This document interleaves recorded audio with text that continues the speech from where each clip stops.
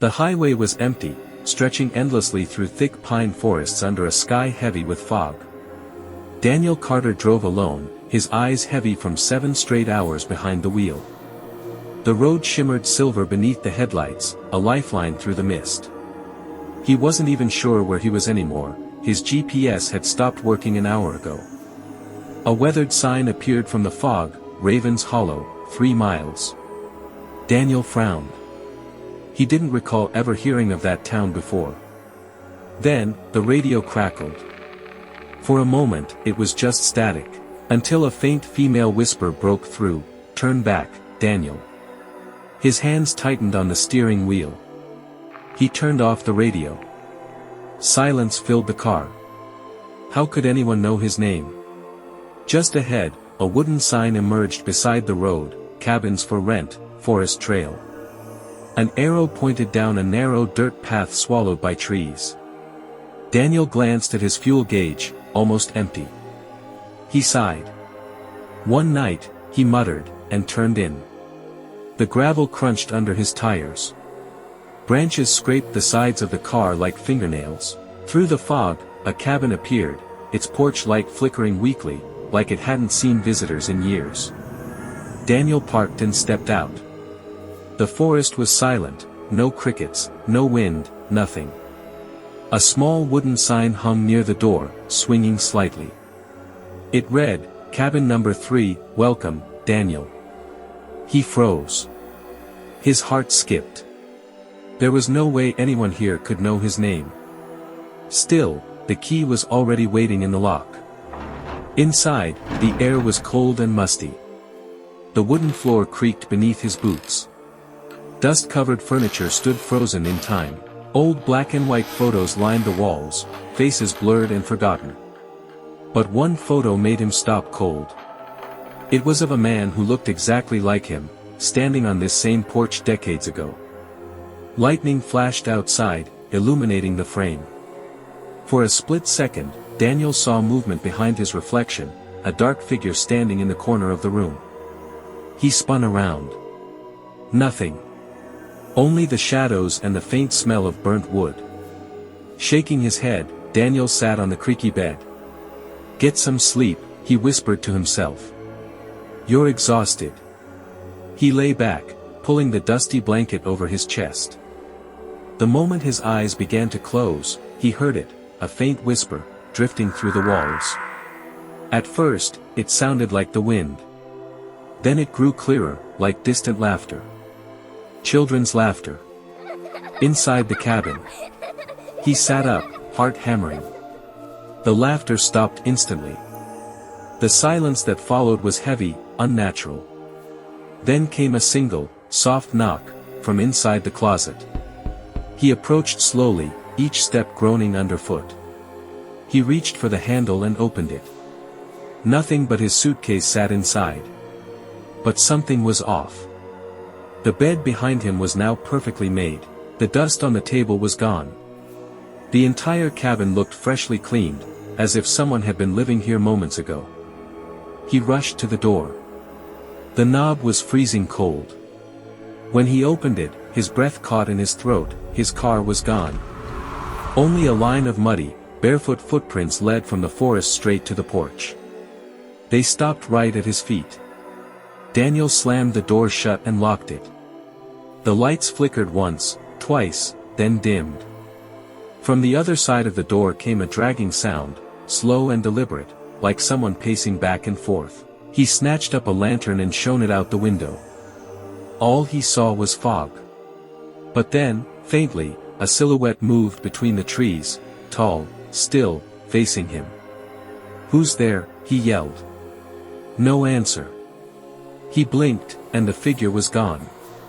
But the door behind him creaked open by itself. A soft breath brushed his ear, followed by a whisper, "Welcome back, Daniel." He stumbled backward, knocking over the lantern. The flame flared, then died, plunging the cabin into darkness. In that silence, a faint tune began to play from the corner, an old radio that shouldn't have worked. It played a lullaby, the same one that used to soothe him to sleep when he was a child. His body froze. That song had played the night his parents died, in a cabin fire. And the photo on the wall wasn't of someone who looked like him. It was him. He grabbed the lantern, its flame flickering weakly, and looked up. Sure enough, a small wooden hatch now gaped open in the ceiling. A rope ladder dangled down, swaying gently though there was no wind. Okay, hallucination, he muttered, trying to steady his breath. But his curiosity won. He climbed the ladder, each rung creaking like bones under weight. The attic smelled of old smoke and damp wood. Faded toys and books littered the floor, half-burned and blackened. In one corner stood a small child's bed. The sheets were covered in ash. He picked up a scorched photograph from the floor. It showed a family, a man, woman, and a little girl holding a doll. But the faces were burned away. Only the background remained clear, this very cabin. As he lowered the photo, something cold brushed his hand. He turned, the doll from the picture now lay at his feet, staring up at him with one glass eye missing. Daniel's throat went dry. He bent to touch it, and a woman's voice whispered directly into his ear, "Don't wake her." He dropped the doll, spinning around with the lantern raised, but there was no one there. Only shadows moving like breath along the walls. Then, from the far corner, came a child's giggle, soft, almost sweet. He aimed the lantern toward it and froze. A little girl stood there, her hair tangled, her dress torn and covered in soot. Her face was pale, eyes dark and hollow. "Who are you?" he whispered. She tilted her head, her lips trembling before she spoke. "You know me, Daddy." Daniel's chest tightened. "No. I don't have a daughter." She smiled, a sad, knowing smile. "You did." The lantern flickered violently. For a second, he saw behind her, the shadow of a woman standing in the flames, screaming silently. The attic around him was burning, smoke choking the air. He stumbled backward, coughing, then blinked. The flames were gone. The attic was normal again. Silent. He turned toward the ladder, desperate to leave, but the hole in the floor had vanished. The attic was sealed. The girl's voice came again, closer now. "You left us in the fire." Daniel fell to his knees, shaking his head. "No, that wasn't me. That was years ago." Then, in the dust beside him, words began to appear, written by invisible fingers. "The cabin remembers." The lantern blew out. Total darkness. His breaths came sharp and uneven.